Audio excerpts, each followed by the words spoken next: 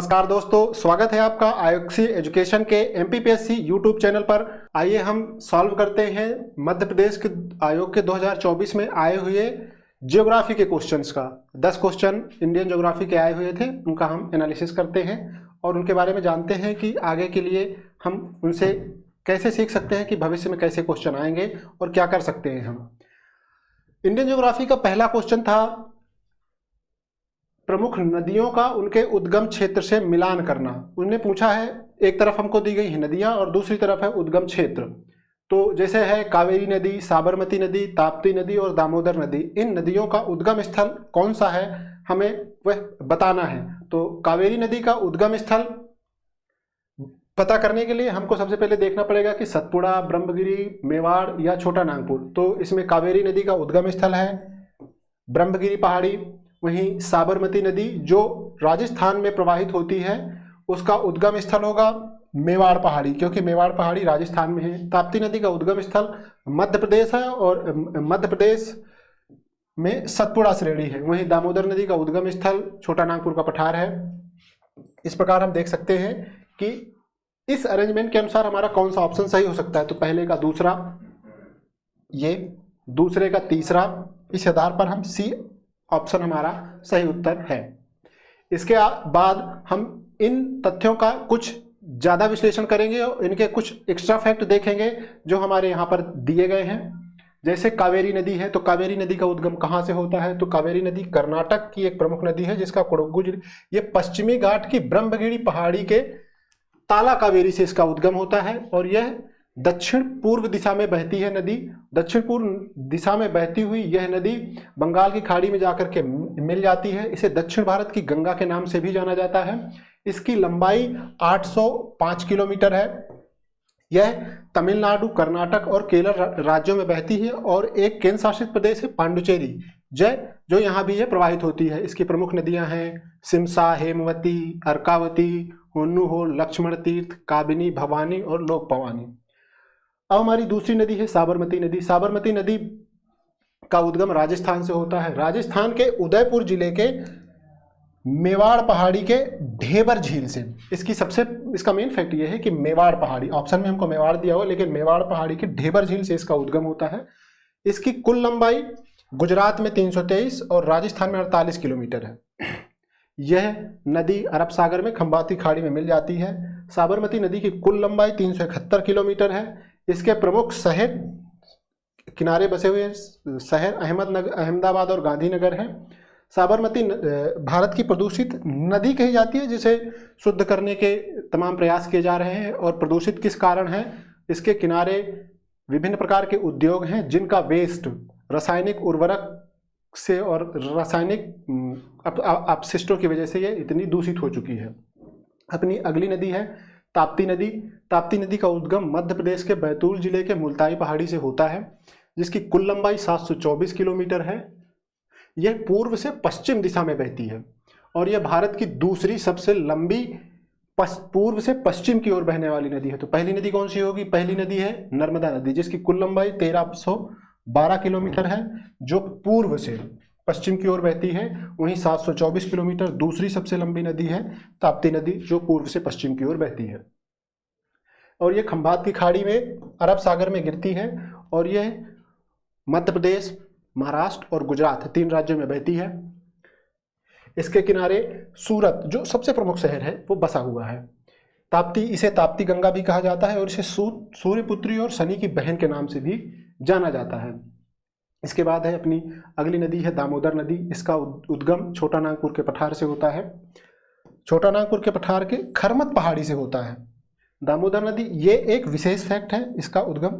दामोदर नदी का उद्गम छोटा नागपुर के पठार से तो ठीक है, छोटा नागपुर पठार के एक विशेष क्षेत्र खरमत की पहाड़ी से होता है और ये झारखंड और पश्चिम बंगाल से प्रवाहित होते हुए हुगली नदी में जाकर मिल जाती है। इसकी खास विशेषता है इसकी कुल लंबाई 592 किलोमीटर है और दामोदर नदी को बंगाल का शोक कहा जाता है। इसके प्रमुख बांध हैं तिलैया बांध, मैथन बांध, पंचेत बांध और कुनार बांध। ये इसके प्रमुख फैक्ट थे। अगला क्वेश्चन है अपना, निम्नलिखित में से भारत के कौन से दो राज्यों से देश के कुल कोयला निक्षेप का 50% से अधिक प्राप्त होता है? देश के किन राज्यों से, किन दो राज्यों से? तो देश के कौन से दो राज्य हैं? तो सर्वप्रथम उसने पूछ लिया देश के कौन से दो राज्य हैं। तो दो राज्य कौन कौन से हैं? तो मतलब इन 4 ऑप्शंस में से 4 राज्यों के नाम दिए हुए हैं, इनमें से हमें 2 चूज करना है और नीचे के ऑप्शंस में हमें 2-2 का पेयर दिया गया है। तो हमें स्वाभाविक सी बात है कि 2, तो हमें इसमें नॉर्मल चीज पता होनी चाहिए कि पहले नंबर पर कौन है, दूसरे नंबर पर कौन है और तीसरे नंबर पर कौन है। तो स्वाभाविक सी बात है कि पहले नंबर पर जो होगा वो पता होना चाहिए, दूसरे नंबर वाला पता होना चाहिए और तीसरे और चौथे नंबर वाला पता होना चाहिए।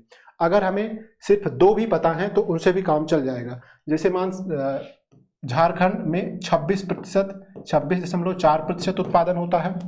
वहीं अब दूसरा ऑप्शन है मध्य प्रदेश, इसमें दिया हुआ है, तो मध्य प्रदेश में होता है 9.8%। 9.8% मध्य प्रदेश में। वहीं उड़ीसा में होता है 25.1%। तो झारखंड और मध्य प्रदेश में, झारखंड और उड़ीसा इन दोनों का मिला करके 26.1, 26.4 और 25.1 मिला करके 51.5 के समथिंग हो जाता है। और क्वेश्चन में पूछा गया है 50% से अधिक, तो 50% से अधिक सिर्फ इन 2 राज्यों को मिला करके ही हो जाता है। तो इसमें ऑप्शन 1 और 3 को मिला करके ऑप्शन बी ये सही हो जाता है, क्योंकि इसमें 1 और 3, तो 50% से अधिक वाले उत्पादक राज्य हैं झारखंड और उड़ीसा, जिसमें 50% से अधिक उत्पादन होता है। जिसमें से पहले नंबर पर झारखंड 26% के साथ, उड़ीसा 25.1% के साथ दूसरे स्थान पर, छत्तीसगढ़ 18.1 के साथ तीसरे स्थान पर, पश्चिम बंगाल चौथे और मध्य प्रदेश 5वें स्थान पर है। मध्य प्रदेश में 9.8%, मध्य प्रदेश में देश के कुल भंडारण का 9.8% है। अपना अगला क्वेश्चन है, वर्ष 2021-22 में भारत में दालों के उत्पादन में किस राज्य में का प्रथम स्थान है? 21-22 में भारत में दालों के उत्पादन में किस राज्य का प्रथम स्थान है? तो ऑप्शन में मध्य प्रदेश है, उत्तर प्रदेश है, राजस्थान है और गुजरात है। तो इसका उत्तर होगा मध्य प्रदेश। वैसे मध्य प्रदेश MPPSC में अगर मध्य प्रदेश ऑप्शन में है तो सर्वाधिक बार चांस ये रहता है कि मध्य प्रदेश ही उसका उत्तर होगा। यहाँ भी उत्तर इसका मध्य प्रदेश है। मध्य प्रदेश इसका उत्तर तो है, दालों के उत्पादन में है। अब इसके बाद क्वेश्चन बन सकता है कि मध्य प्रदेश में किस दाल का उत्पादन सर्वाधिक मात्रा में होता है? तो मध्य प्रदेश में कौन कौन सी दालें उत्पादित होती हैं? एक चना दाल, मतलब चना का उत्पादन। दूसरे नंबर पर है तुअर, अरहर का उत्पादन, तुअर को अरहर भी कहते हैं। तीसरा है उड़द और चौथा है मूंग। मध्य प्रदेश में ये इन 4 दालों का उत्पादन होता है, जिसमें से सबसे ज्यादा चना दाल का उत्पादन होता है मध्य प्रदेश में। और दालों के उत्पादन में सबसे ज्यादा उत्पादन मध्य प्रदेश करता है, दूसरे में महाराष्ट्र है, तीसरे में राजस्थान, चौथे में उत्तर प्रदेश और 5वें में कर्नाटक का नाम आता है। अगला क्वेश्चन है अपना, निम्नलिखित में से कौन सा राज्य बॉक्साइट का सबसे बड़ा भंडार रखता है? कौन सा राज्य, भारत का कौन सा राज्य? आंध्र प्रदेश, उड़ीसा, झारखंड, गुजरात। अब इसमें हमें यह पता होना चाहिए कि कौन सा राज्य सबसे ज्यादा भंडार है। तो या तो हमें पहला पता हो, या तो क्रम पता हो, या तो अंतिम पता हो। तो हमें सबसे पहले इसमें देखना पड़ेगा। इसका सही उत्तर है उड़ीसा। पहले नंबर पर है उड़ीसा 51%। उड़ीसा जो है 51% भंडारण है बॉक्साइट का। दूसरे नंबर पर है आंध्र प्रदेश, तीसरे पर झारखंड और चौथे पर गुजरात। तो दूसरे पर है आंध्र प्रदेश और तीसरे पर है झारखंड और चौथे पर है गुजरात। इसका सही उत्तर है उड़ीसा 51% सर्वाधिक भंडारण। वही उड़ीसा 51%, आंध्र प्रदेश 16%, गुजरात 9%, झारखंड 6%, महाराष्ट्र 5%, मध्य प्रदेश 4% के साथ 6वें स्थान पर है। तो मध्य प्रदेश बॉक्साइट के उत्पादन पर 4%, भारत में 4% बॉक्साइट के उत्पादन के साथ 6वें नंबर पर है। वहीं नेक्स्ट क्वेश्चन है अपना, निम्नलिखित में से कौन सा कथन सही नहीं है? अर्थात इन 4 ऑप्शनों में से एक ऑप्शन गलत होगा, हमें उस गलत ऑप्शन की तलाश है। पहला है अल नीनो एक समुद्री जलधारा है जो पेरू के तट पर पर प्रकट होती है। प्रकट होती है मतलब उद्गम होता है। तो अल नीनो का उद्गम या अल नीनो कहाँ से बनती है? तो अल नीनो बनती है पेरू के तट अर्थात अफ्रीका का एक देश है, तो अफ्रीका के बगल से इसका उद्गम होता है। यह एक समुद्री जलधारा है, तो यह एक समुद्री गर्म जलधारा है। दूसरा है अल नीनो भारतीय मानसून को कमजोर करती है। स्वाभाविक सी बात है, अल नीनो भारतीय मानसून को कमजोर करती है, क्योंकि जब ये अल नीनो जलधारा पेरू के तट से चलती है तो भारत में इसका प्रभाव होता है कि ये सूखा प्रभावित हो जाता है। तीसरा है अल नीनो घटना प्रति वर्ष घटित होती है। ये ऑप्शन गलत है, क्योंकि अल नीनो की घटना 3 से 7 साल या 4 से 5 साल के बीच में होती है। कहीं 3 से 7 और कहीं 4 से 5 लिखा होता मिलता है, लेकिन ये 3 से 7 साल अधिकतम इसकी घटना है। ला नीना भारतीय मानसून को मजबूत करती है। ये भी कथन सही है, क्योंकि ला नीना भारत में पॉजिटिव इम्पैक्ट करती है और इसकी वजह से भारतीय मानसून के समय अच्छी वर्षा होती है, जो भारतीय कृषि के लिए पॉजिटिव चीज है। इसलिए ला नीना पॉजिटिव है।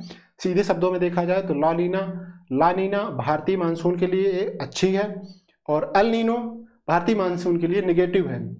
दो चीजें अगर अपने को याद है तो ये क्वेश्चन आराम से सही किया जा सकता है। अल नीनो गर्म जलधारा है, दिसंबर माह में पेरू के तट से बहती है। अल नीनो का शाब्दिक अर्थ चाइल्ड क्रिस्ट है, बाला कीसा। ये नाम इसका क्यों पड़ा? क्योंकि ये क्रिसमस के समय दिसंबर में प्रकट होती है। यह 3 से 7 साल में प्रभावित होती है। इसकी वजह से हमने बता चुके हैं, सूखा बाढ़ अत्यधिक होता है। पेरू के तट पर अधिक वर्षा हो जाती है, जिसके कारण भारत या भारतीय क्षेत्रों में कम वर्षा होती है, जिसकी वजह से सूखे की संभावना बन जाती है। वहीं अगला है अपना ला नीना। अल नीनो की समाप्ति के बाद इसका निर्माण होता है और इसके निर्माण के कारण भारत में अधिक वर्षा होती है, और जब भारत में अधिक वर्षा होती है तो स्वाभाविक सी बात है यह अच्छा प्रभाव डालेगी और भारतीय कृषि के लिए अच्छा होता है, और क्योंकि बारिश अच्छी होती है इसकी वजह से। अपना अगला क्वेश्चन है, निम्नलिखित में वर्ष 2021-22 में भारत का कौन सा राज्य चावल का सबसे बड़ा उत्पादक रहा है? ये पूछ रहा है चावल का सबसे बड़ा उत्पादक राज्य 2021-22 में। तो 21-22 का सबसे बड़ा चावल का उत्पादक राज्य कौन सा है पश्चिम बंगाल। पश्चिम बंगाल चावल का सबसे बड़ा उत्पादक राज्य है। क्यों? क्योंकि जो चावल के उत्पादन के लिए उचित अवस्थाएं या जो सिचुएशन होती हैं, वो सबसे मेन सिचुएशन है पश्चिम बंगाल में। पश्चिम बंगाल में सर्वाधिक उत्पादन होता है। उसके बाद दूसरे स्थान पर है उत्तर प्रदेश, और तीसरे पर है आंध्र प्रदेश, पंजाब। तीसरे पर आता है यहाँ पर आंध्र प्रदेश, फिर पंजाब, फिर तमिलनाडु। ये अपने हैं, पहले पर पश्चिम बंगाल, दूसरे में उत्तर प्रदेश, पंजाब, आंध्र प्रदेश और तमिलनाडु। ये हमारे क्रमशः 1 2 3 4 5 राज्य हैं जिनका चावल का उत्पादन है। पश्चिम बंगाल में 2600 किलो प्रति हेक्टेयर, सर्वाधिक उत्पादन भी पश्चिम बंगाल में ही होता है। तो 2600 किलो प्रति हेक्टेयर का उत्पादन का रिकॉर्ड भी पश्चिम बंगाल के पास है। अपना अगला क्वेश्चन है, निम्नलिखित में से कौन सी सबसे लंबी नदी है? निम्नलिखित में से कौन सी सबसे लंबी नदी है? तो हमें इन नदियों को मैप के अनुसार पता करना पड़ेगा। अगर एग्जैक्ट डेटा पता है तो हम जल्दी ढूंढ सकते हैं कि कौन सी नदी सबसे लंबी है। अगर एग्जैक्ट डेटा नहीं पता है तो मैप में हल्का फुल्का फ्रेमिंग होनी चाहिए, जिसकी वजह से हमें ये पता चल सकता है कि कौन सी नदी सबसे लंबी नदी है। तो डेटा पता होना मस्ट है, पहली चीज पता ही होना चाहिए, लेकिन अगर आपने मैपिंग की है तो मैप के थ्रू भी पता चल सकता है। सोन नदी सबसे पहली है। कावेरी नदी, ये दक्षिण भारत की नदी है, यह कर्नाटक से निकलती है और पूर्व की ओर प्रवाहित होती है और यहाँ बंगाल की खाड़ी में चली जाती है। दूसरी ताप्ती नदी मध्य प्रदेश से निकलती है, नर्मदा मध्य प्रदेश से, सोन मध्य प्रदेश से। मध्य प्रदेश की नदियों का डेटा आपने को मालूम होना चाहिए। 724 किलोमीटर ताप्ती नदी, नर्मदा नदी 1312 किलोमीटर, सोन नदी 784 किलोमीटर और कावेरी नदी का है 805 किलोमीटर। अब इनमें से सबसे लंबी नदी है नर्मदा नदी, इसकी लंबाई है 1312 किलोमीटर। तो इसका सही उत्तर होगा 1312 किलोमीटर नर्मदा।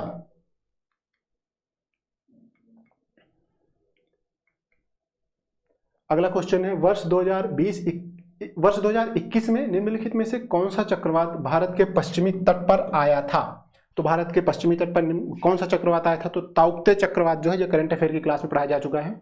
ताउक्ते चक्रवात पश्चिम भारत में, मतलब पश्चिमी तट पर, भारत के पश्चिमी तट, इस वाले एरिया को प्रभावित करने वाला चक्रवात ताउक्ते है, जिसने गुजरात और महाराष्ट्र को सर्वाधिक प्रभावित किया था। ये 2021 में आया था और यह उष्णकटिबंधीय चक्रवात था। अपने पास है निम्नलिखित पर्वत चोटियों को उनकी ऊंचाई के आधार पर अवरोही क्रम में व्यवस्थित कर कीजिए। ये क्वेश्चन 2024 में डिलीट हो चुका है, जिसे पढ़ सकते हैं फिर भी, लेकिन डिलीट किस लिए हुआ था, क्योंकि जो डेटा है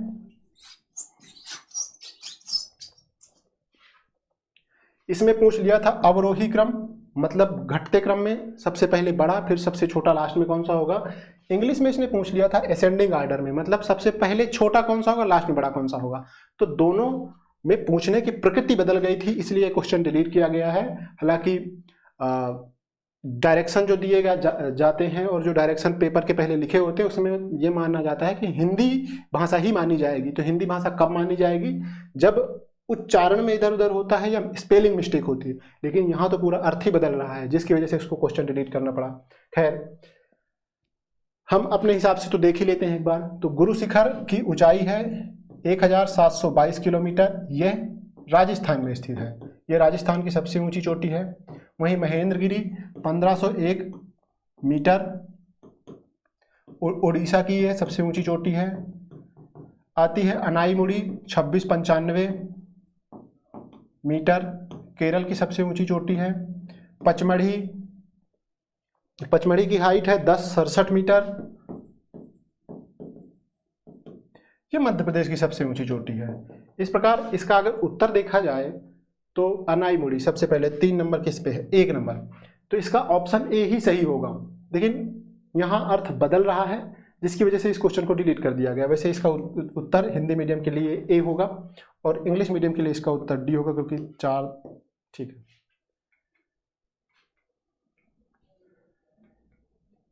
अपना अंतिम क्वेश्चन है, जनगणना वर्ष 2011 के अनुसार भारत के निम्नलिखित राज्यों में से कौन से राज्य में जनसंख्या घनत्व सबसे कम रहा है। यहाँ पूछा जा रहा है, ये रिपीटेड क्वेश्चन है, इससे पहले भी एमपीएससी इसको पूछ चुकी है, ये क्वेश्चन दोबारा पूछा गया है। पूछ रहे हैं कि 2011 की जनगणना के अनुसार सबसे कम जनसंख्या घनत्व वाला राज्य कौन सा है। तो स्वाभाविक सी बात है, दोबारा पूछा गया है, बहुत सरल क्वेश्चन है। इसका होगा अरुणाचल प्रदेश, 17 व्यक्ति प्रति वर्ग किलोमीटर। और सबसे अधिक, अगर इसकी जगह ये पूछ लेता कि सर्वाधिक जनसंख्या घनत्व वाला राज्य कौन सा है, तो सर्वाधिक जनसंख्या घनत्व वाला राज्य है बिहार, जहां पर है 1106 व्यक्ति प्रति वर्ग किलोमीटर। ठीक है दोस्तों, अपने ये 10 क्वेश्चन ज्योग्राफी वाले हो चुके हैं। अब हम मिलते हैं आपको नेक्स्ट वीडियो में।